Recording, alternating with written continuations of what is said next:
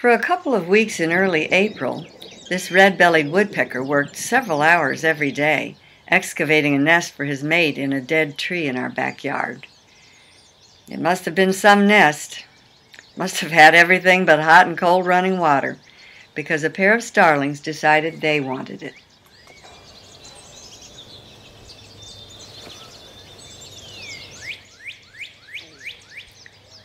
Within a week, the starlings had evicted the red-bellied pair.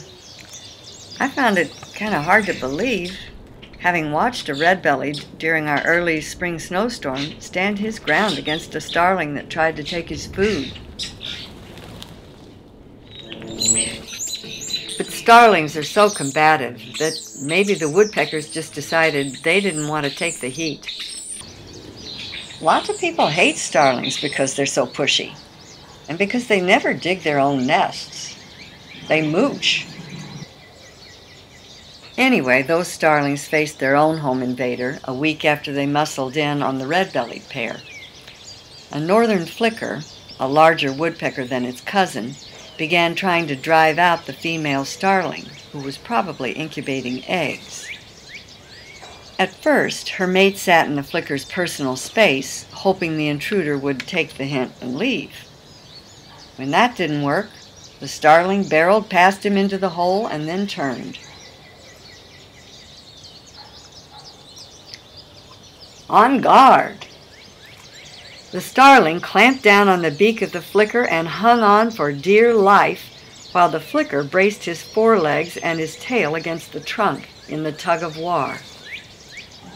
Can you see the protective membrane on the flicker's eye?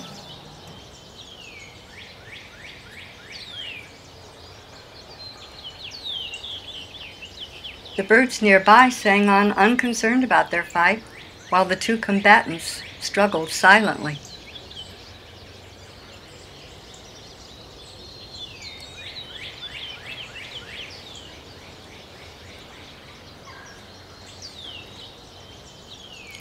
Later, the flicker crunched down on the starling's beak.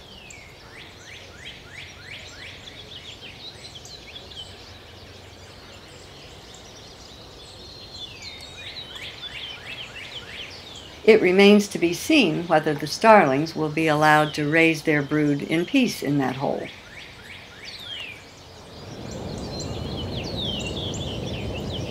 And by the way, red-bellied woodpeckers, despite all the starlings, have been expanding their range. I've been hearing our pair calling down in the woods, where I hope they found a new hole.